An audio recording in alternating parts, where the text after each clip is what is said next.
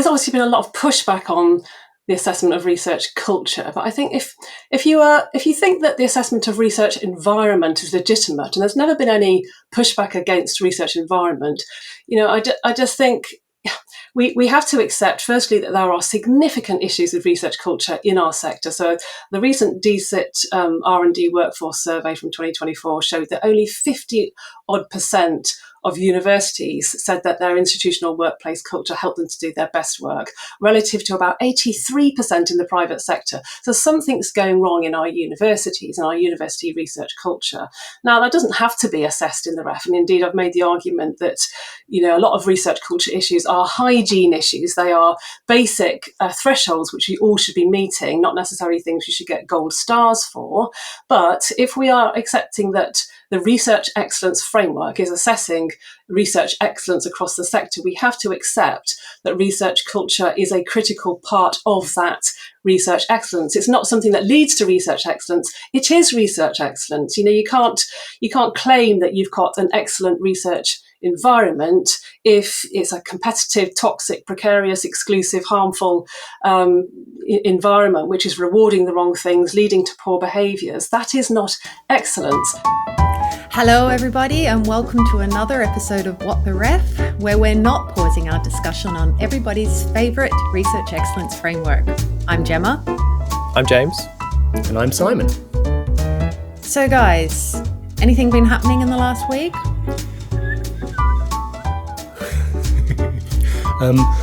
I interviewed Lizzie Gadd. That's pretty big news for us. Well, that was big news. Whilst there's not much else going on. Love Lizzie. So Lizzie Gadd, like big name in research assessment, somebody who, whenever I talked about the ref, and everybody was always saying, well, you need to talk to Lizzie Gadd, and I talk about that in the interview. So she's at Loughborough, and she is just like a big name in research assessment. So should we just hear from her? Let's do it. Sounds great. Let's do it. Well, hi Lizzie, and thank you very much for coming on the podcast. Oh, thanks for having me. So I have to say, when I first started working in this ref area and around research assessment, everybody said to me, have you talked to Lizzie Gadd yet? Have you talked to Lizzie Gadd? And so you were a really big name in this area of research assessment. And I realized we really had to talk to you. So it was amazing when we had our first call and we talked about the ref in general and the way that things were going to be changing around outputs and the future of research assessment program. And so it's brilliant to have you on the podcast. Well, thank you. The thing I wanted to start off with is what we ask every guest. And what's the ref to you?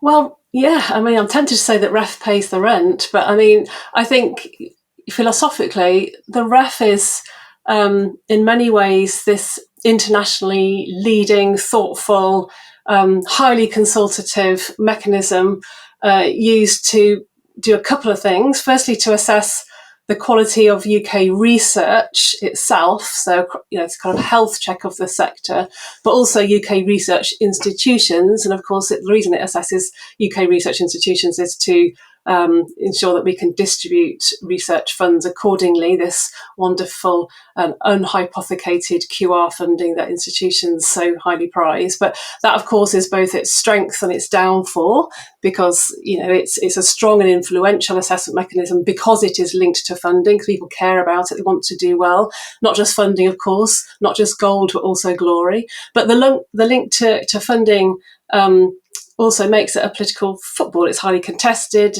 The resulting mechanism can sometimes be a bit of a Heath Robinson contraption, which tries to please all the people all the time and pleases no one none of the time, it feels. Especially, I think, people like me, research managers that get the rules piecemeal, too late, and have to represent those rules to their communities, to sell those rules to their communities, who are usually working to the rules for the previous ref, or if not the one before that, and really kind of bear the brunt of the backlash and the resulting workload from ref. So ref is many things in my life, but I think underneath we have to accept that it is this kind of that it cares that those who establish the ref and who run the ref care deeply about it being right, and offering the fairest, most robust assessment mechanism that we can achieve, always bearing in mind that there is no such thing as a perfect assessment,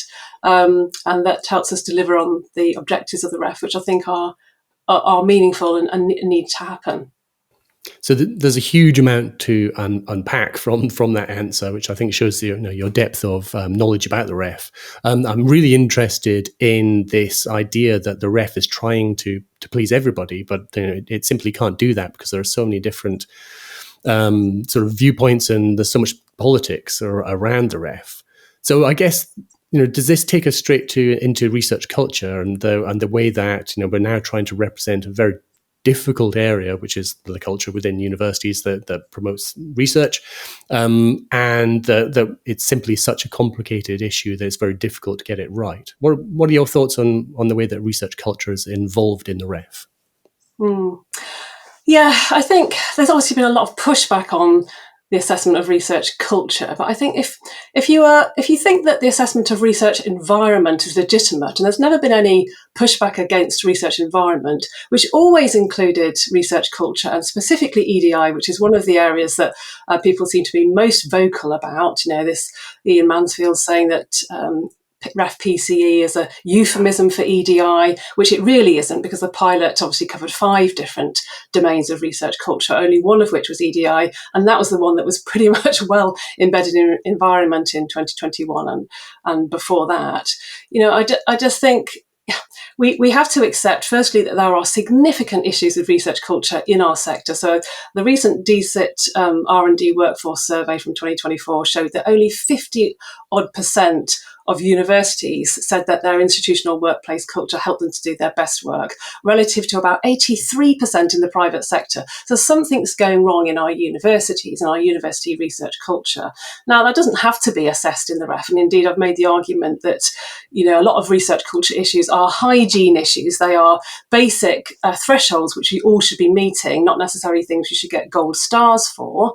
But if we are accepting that the research excellence framework is assessing research excellence across the sector, we have to accept that research culture is a critical part of that research excellence. It's not something that leads to research excellence. It is research excellence. You can't claim that you've got an excellent research environment if it's a competitive, toxic, precarious, exclusive, harmful environment which is rewarding the wrong things, leading to poor behaviours. That is not excellence. So we have to shine a greater light on research culture in some way as part of the REF. I'm not saying the pilot got it completely right. I think everyone accepts that, but there was very strong support for including research culture in that assessment.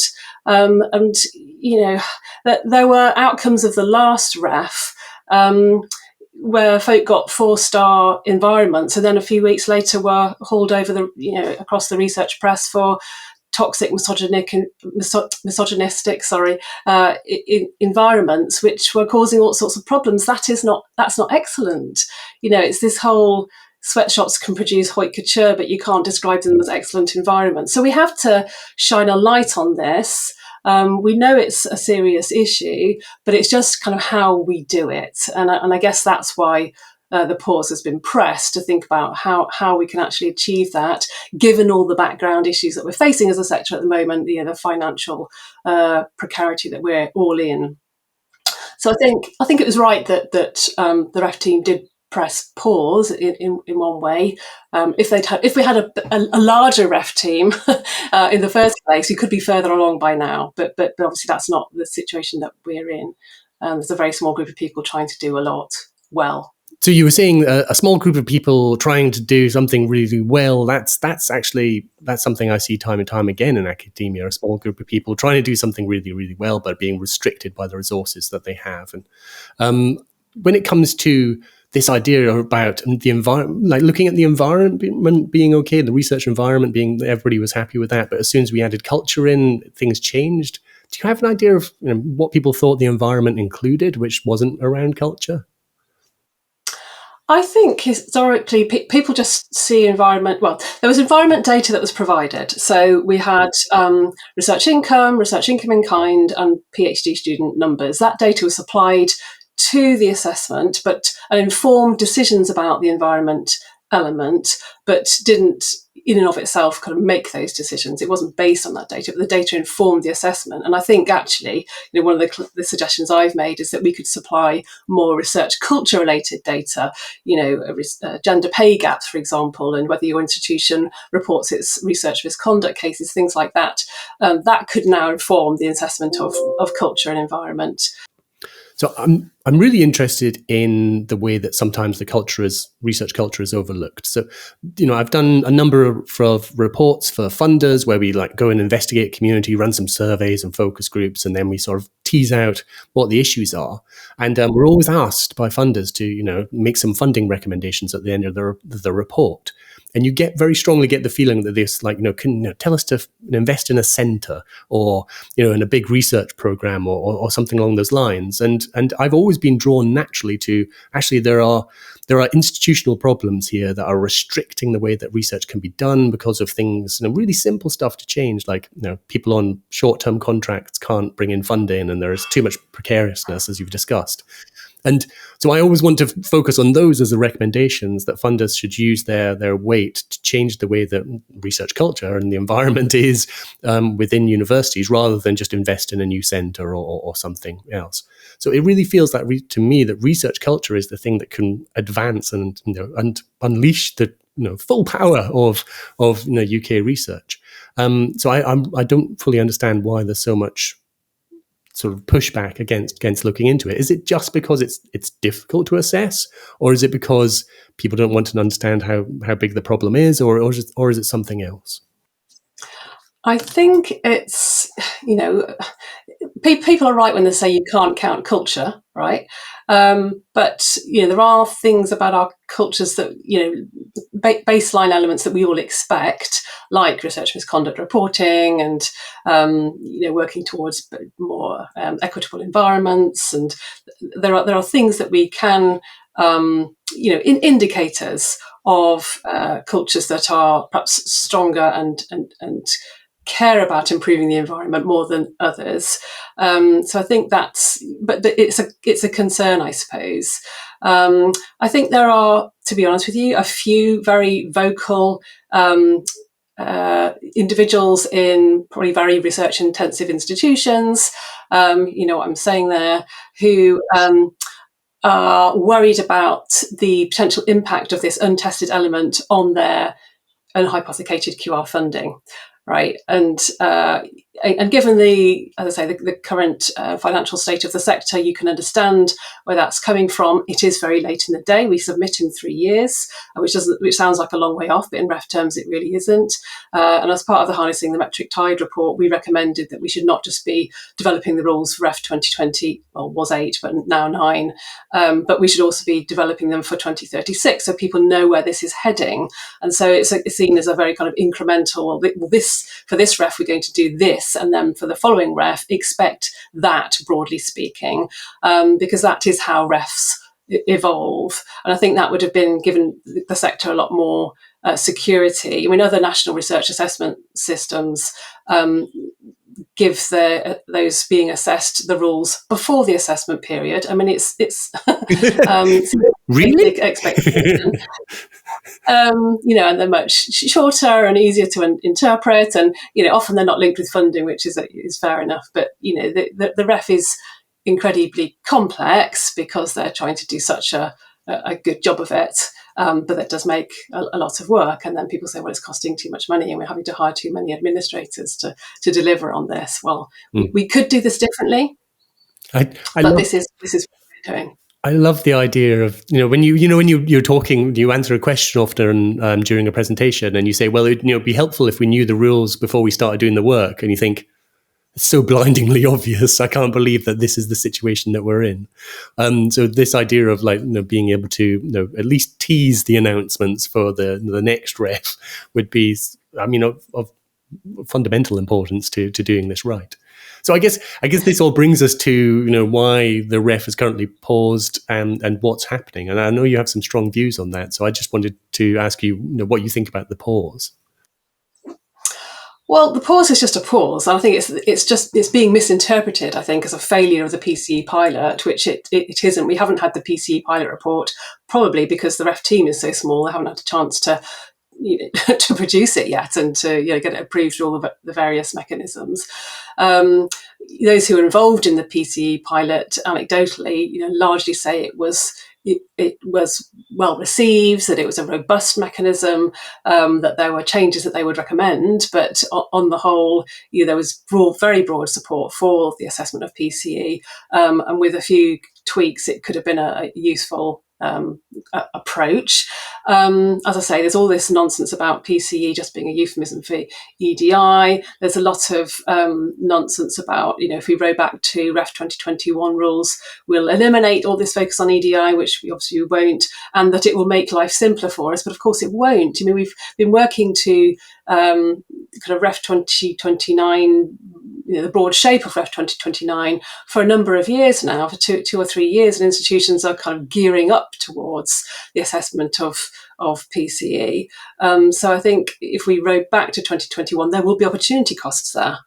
All the investments that have been made and the successes that have been achieved as well will be kind of lost, because it is a lever in institutions that are financially constrained. Those resource will go to those areas where resource may then accrue as a result of that effort. And if there was a reduction in weighting, for example, of PCE in the next ref, then there will be less focus on that in institutions. That's just a natural corollary of that. We can't get away from that. And that would be really disappointing, because if you remember, the Future Research Assessment Programme had an international advisory group, and their recommendations were that outputs, impact and culture and environment should be split equally, 33, 33, 33. Because they are all equally important in the conceptualization of research excellence. You need an excellent culture, an environment, excellent people to produce excellent outputs that generate excellent impact. And so that was the recommendation. So 25% for PCE was already a step down from that. But Stephen Hill spoke at an event I was at last week, and he said, in addition to folk lobbying for a reduction in weighting on PCE, there's also another group, perhaps the same group, also saying that the allocation of 50% to contribution to knowledge and understanding, or outputs as was, is too low. Of course, the reason that we need PCE in the first place is that we have such a publish or perish culture, right? We know that that's causing so many problems, not just in the UK research sector, but globally. So increasing the weighting to outputs, if we see it as that rather than a reduction of weighting to PCE, it's still going to have the same effect. UKRI is a signatory to the Coalition for Advancing Research Assessment, and with a first principle of COAR is to kind of broaden the diversity of things that we care about in research assessment, in our research ecosystem. So reweighting, adding more weight to publications rather than less weight does feel like a step in the wrong direction in that sense. So it does need to be looked at in the round, really, and thought about very carefully, which I'm sure the REF team are doing. But it's there's a lot to hold in tension, I think. And of course, we're not always completely party to all the political wranglings that are going on behind closed doors. We don't know exactly what those conversations are. I would love to know what those conversations are. So that's I want to be in that room. No, the push to increase the weighting for the contribution to knowledge and understanding, as you said, the outputs, as it were, as well. It's not even a push to increase the weighting of outputs. It's a push, as we know, when you look into what's submitted. It's just a push to increase the standing of publications, because that's basically the only thing that's submitted to that section. And we've seen, in my work with different vital but unrecognized roles, that we've seen the dangers of using publications as the only metric of research success, and so increasing the CKU weighting would double down on that. And I think it would be an absolutely terrible thing to do if we care about team research, team science, and all that sort of thing. If the idea was originally, from the Future of Research Assessment Programme to have equal weighting on the 3 different contributions to the REF, and we ended up, going from I can't remember what the environment contribution was for the 2021 ref. Was it 15% or 15. 15? Yeah. So we went from 15 to 25. So do you feel like the ref team is sort of slowly nudging up to where they think it should be over successive refs? Or do you think there was other reasoning behind them giving it 25%? Well, I guess they're trying to hold all these different voices and perspectives in tension, aren't they? I think 33 would have been a significant step. So 25 is perhaps a row back from that, but also a strong signal that this is at least as important as impact. And I think that's been quite a helpful argument for institutions, I think, to be able to make that. A lot of institutions do have staff dedicated to supporting researchers to deliver real world impact from their research now as a result of REF. And I think kind of putting culture and people on a par with that has been very helpful institutionally. But I think it perhaps was a big ask to split those equally right now. But over time, perhaps that was the ambition, who knows? But we have to be aware that we are, REF is a very political animal, and I think the reason that it doesn't, or the reason that we were given that they don't kind of try and plan 2 refs ahead, is that we really don't know what the political situation is going to be like in another 10 years' time. I mean that is understandable, but it shows you. When you come from a background where politics really didn't happen very much in my previous research life, and it happens a lot now. And I think this idea that you're so reliant on the government's thinking about research, as we're seeing now with this focus on more specialisms in universities and and all that sort of stuff. I think it's so interesting to work in a field where you're having to try and predict what government think it'll be in 10 years' time, but surely that should be detached from how we measure research, because research should be apolitical. Well, exactly. But that is the reality. I mean, that the Haldane principle is very much that the researchers should drive research, right? Mm-hmm. That is not really what's happening, and the world is becoming increasingly kind of political. There's increasing political involvement in all things higher education, and this is just one of those. So if I was to really push you, and you had to look into your crystal ball, what do you think will happen when at the end of the ref pause? Do you have any sort of predictions? We're not going to hold you to them. I think I wouldn't be surprised if PCE reduced to 20%. I think it'd be disappointing.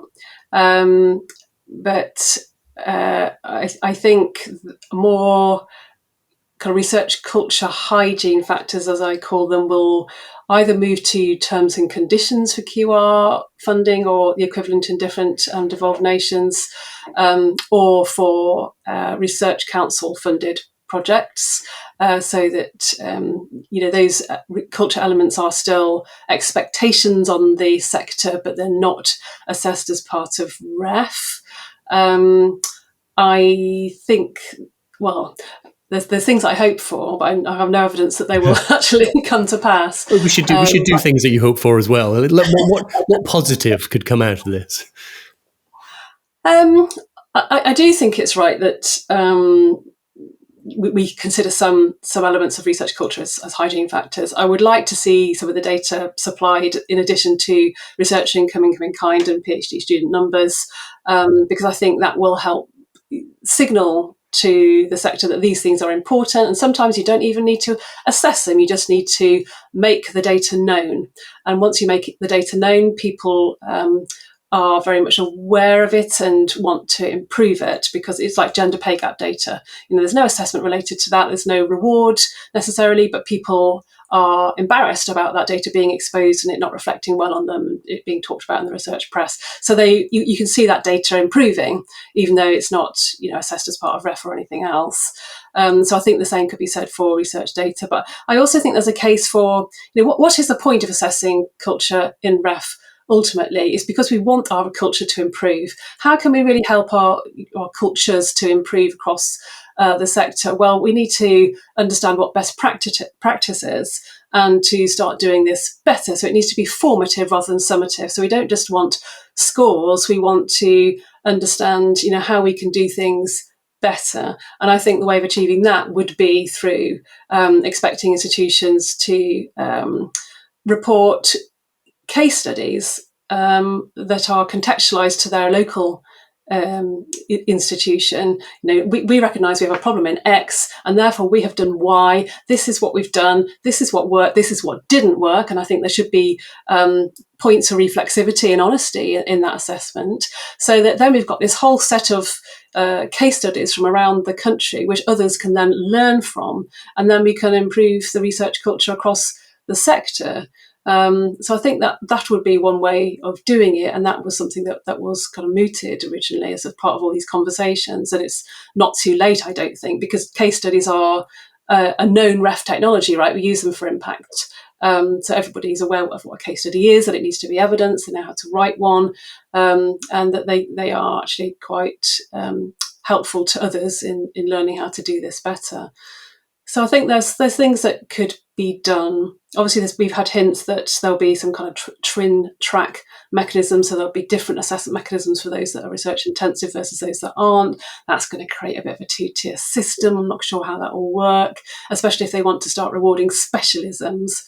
So we've had that message from UKRI in an attempt, I guess, to kind of spread the resource to where the strengths lie across the sector. So there's a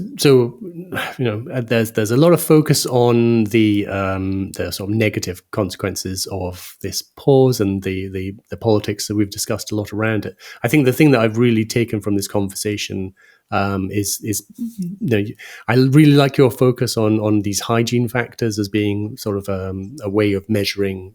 Just basically you should be doing these different elements of research culture and environment.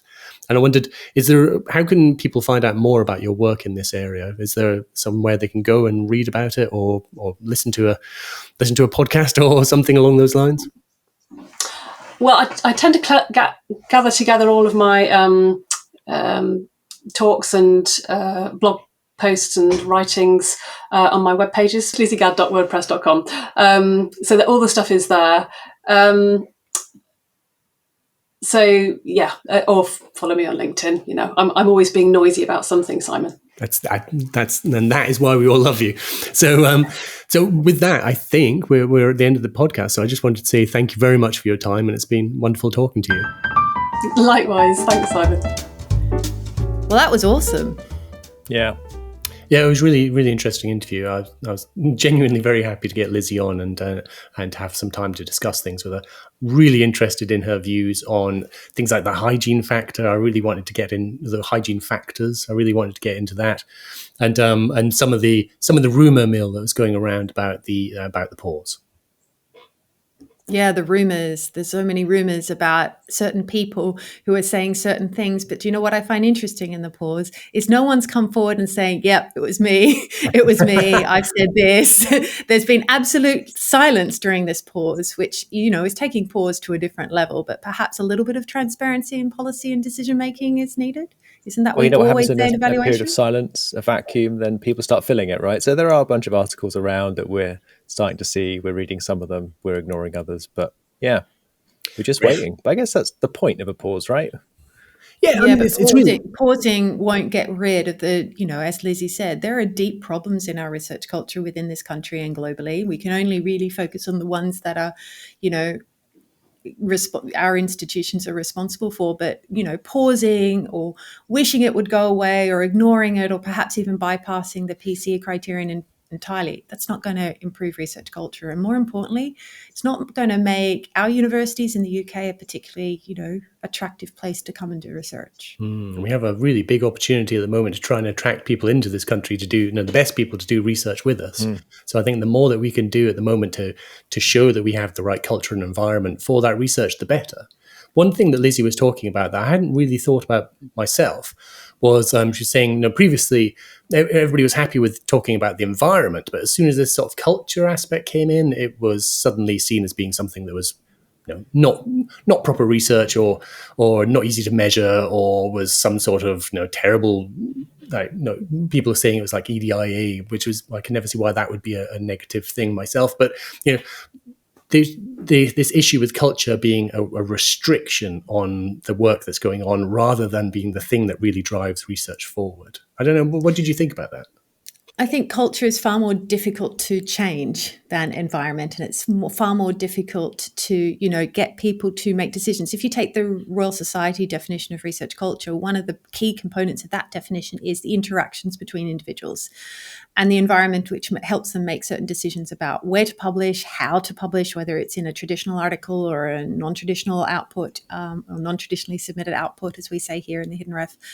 But we're talking about, the rationale that's deeply embedded into how we train our scientists. And research culture is very important because we're trying to, in a way, undo decades of socialized learning and understanding about what is excellent, how do we do excellence, how do we ensure, how do we publish, where do we make decisions, and more importantly, who and what type of research we foster to do research into the future. That's a very difficult ask, but that doesn't make it any less essential.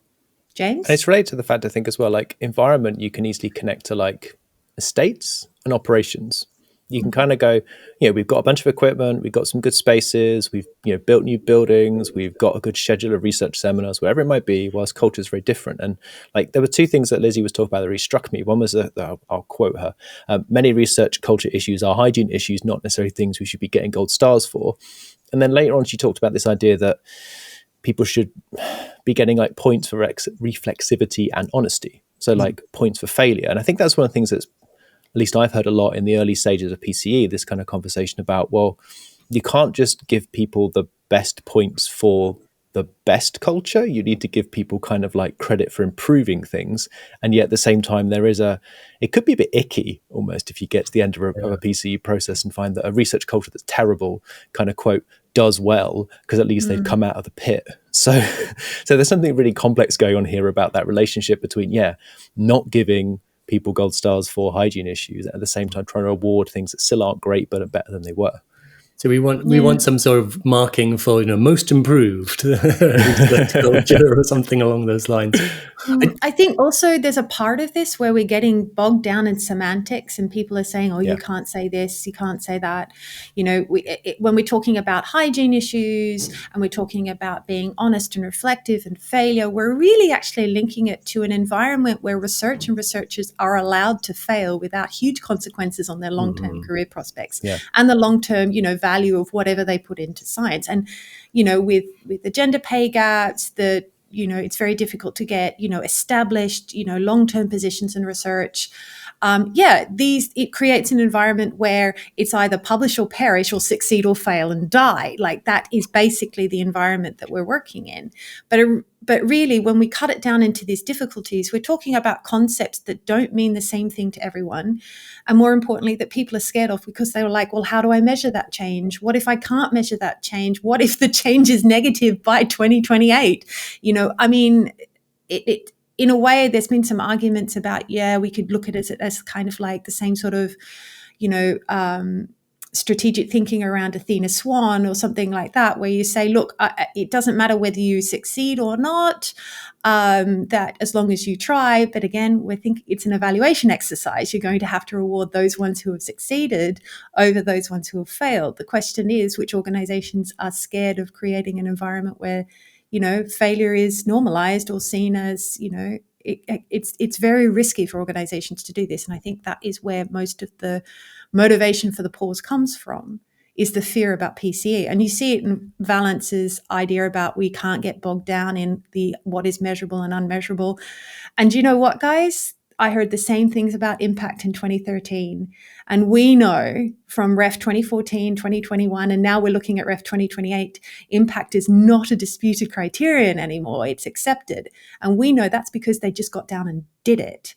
And that was the reason we did the Hidden Ref too, is because everyone said, we've never done it before, so we can't do it in the future. And we went, well, we'll do it ourselves then. So the message here is that, yes, there are concerns, but the best way forward is not necessarily pausing, but really just to get on with it and learn as we go through, but just be open and transparent about that learning, what we do, etc. Because It can't be perfect the first round. It wasn't in 2014 for Impact. I really think so. Maybe one of the things to tie back into one of James's points from earlier on, maybe that all this pause is doing is creating an opportunity for lots of people to speculate about what's going to happen and change. And as you say, maybe we should just be waiting until around December, according to rumors, when they start to hear how the PC pilot went, and we should just be waiting for that, and then we get on with it and do it. Maybe that's all we need to say.